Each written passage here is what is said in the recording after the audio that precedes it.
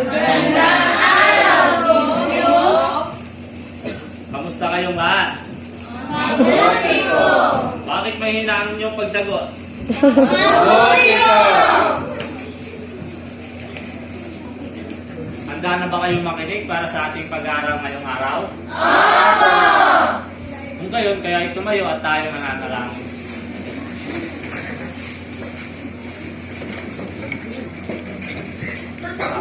Diyo ko ang inyong mga ulo at tayo manalangin. Panginoon Diyos na makapagnariyan sa lahat. Maraming pong salamat sa araw na ito at bigyan niyo po kami ng talino at lakas na magagamit namin ngayon sa aming pag-aaral. Pangalan ng Panginoon Diyos na makapagnariyan sa lahat. Maaari na kayong upo.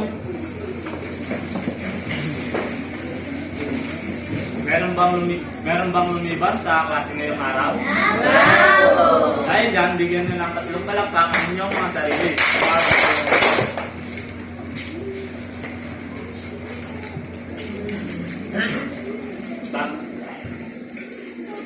Ngayong araw, ang ating pag-aaralan ay patungkol sa meron ba kayong idea kung anong ating pag-aaralan? Wala po.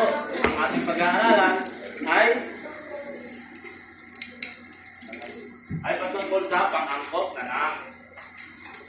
Pero bago yon,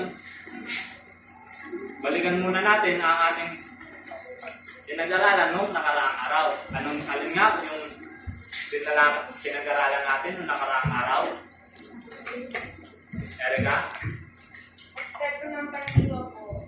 Aspekto ng pandiwa, tama. Ngayon, ano ang aspekto ng pandiwa? Sino nakakaalala sa inyo? Erika? Tayo nagpapakita kung kailan magaganap ang kilos. Tama, magaling. Ito ay, ano nga ulit ang sinabi ni Erika? Ito ay, Nagpapakita sa tuwa. nagpapakita kung kailan sinasaad ang kilos. So ano yung 3 uri ng aspekto ng pandiwa? Meron dito, Kyla? Perpektibo. Perpektibo at kontemplatibo po. Magaling. Sino nakakaalam kung anong ang perpektibo?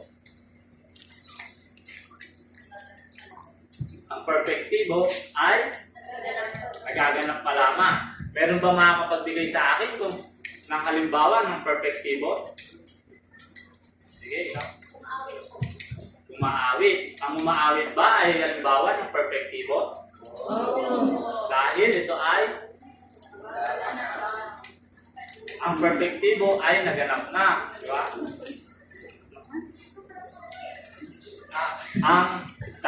Ang tamang halimbawa ng perpektibo ay sa pag-awit ay Umawit po. umawit. Ang sunod naman ay imperfectibo. Sino makakapagbigay ng halimbawa ng imperfectibo?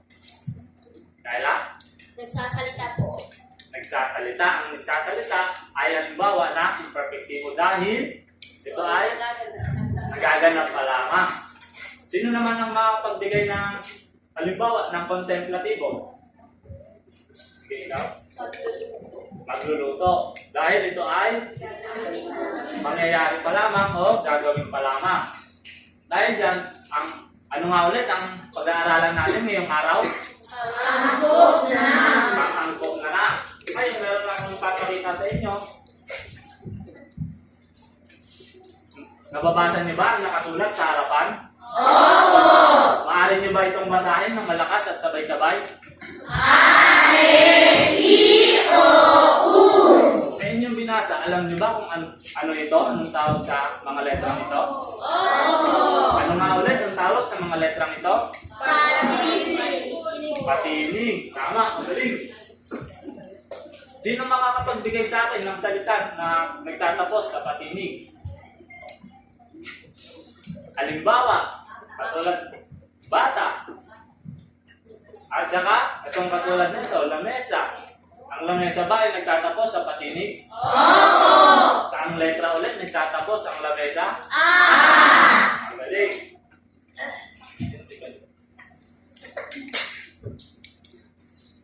Meron pa bang makakapagbigay ng halimbawa na nagtatapos sa patinig?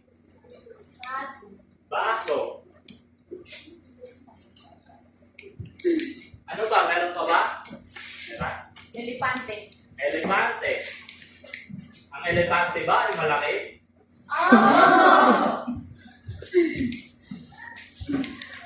Sino pa? Meron pa ba? Ikaw. Kanta po. Kanta. Kanta. Ngayon, yung mga halimbawa na binigay nyo, ay dudugtungan natin. Paano naman kung dudugtungan natin ito ng pang-angkong nanak? Maaari nyo ba itong dugtungan ng isa pang salita? Opo! Sino makakapagdugtong ng salitang baso? Correct. Baso, Puno ng tubig. puno ng tubig. Galing. Pangalawa, sino makakapagdugtong? Elepanteng malaki. Elepante. Malaki. Meron bang elepante maliit?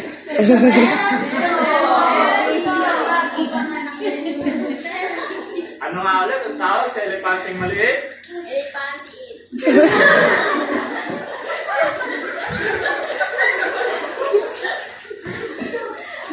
Malakas to. Sino makakapagbigay ng salita? Si... Ikaw. Kanta, maganda.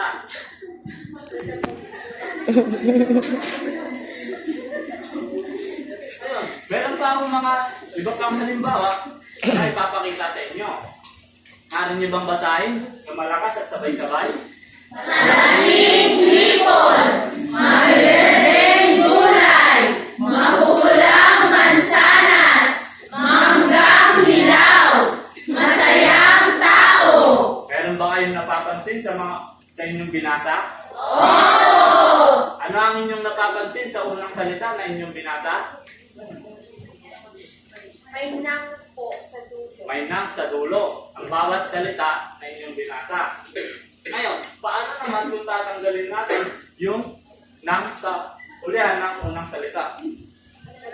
Para nyo bang basahin ng malakas at sabay-sabay? Malaking hipon, mabiberdeng gulay, mapupulang mansanas, manggang hilaw, masayang tao. Anong napansin nyo sa inyong binasa? Hindi magandang Pakinggan! at hindi magandang basahin. Ngayon, sa inyong binasa, ano ang nasa ulihan ng unang salita? Malaking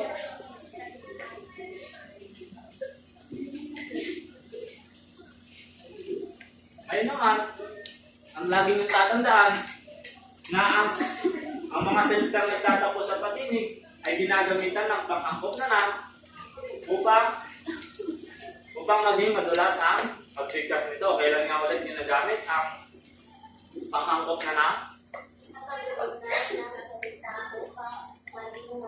Pakibasa nga ng pakibasa. Ano nga ulit?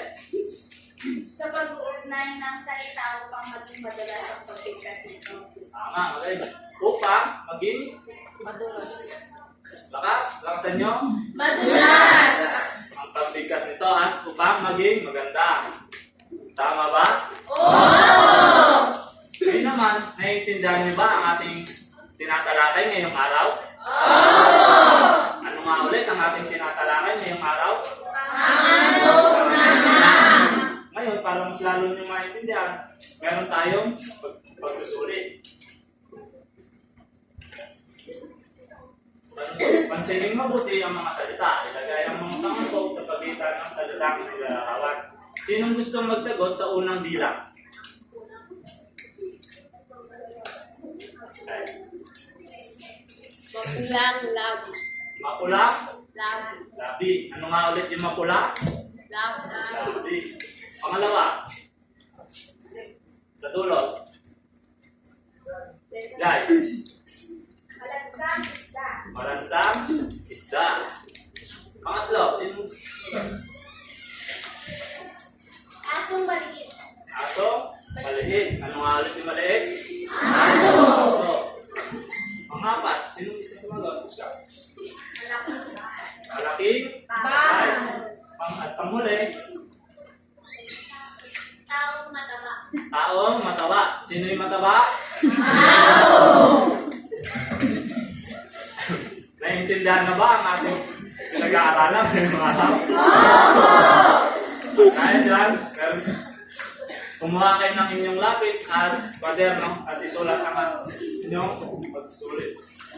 Kung ano mas yung pangako, pangpatlako, pangkabuo, diwa ng pangungusap. Sabihin sa akin kung kayo ay tapos na. Tapos na po. Kung kayo ay tapos na, ipasa na ang inyong papel sa harapan. At kunin ang inyong Filipino notebook at sagutan ang inyong takdang aralin. Sabihin sa akin kung kayo ay tapos na. Tapos na po. Galing. Ano nga ulit ang ating pinag-aralan ngayong araw? Pangalagot na lang. Naintindihan ba itong mabuti? Opo. Anong kailan nga ulit ginagamit ang pangangkop na lang? Sabay-sabay? Sabay-sabay kayo lahat? Pagsugnay ng salita upang maging madulas ang pagbigkas ito. Galing. Tama. Kanino kayo nagmana? Kay mama o kay tatay? Galing tatay. Ngayon, dito na natapos ang ating pag-aaral. Hanggang sa muli, paalam!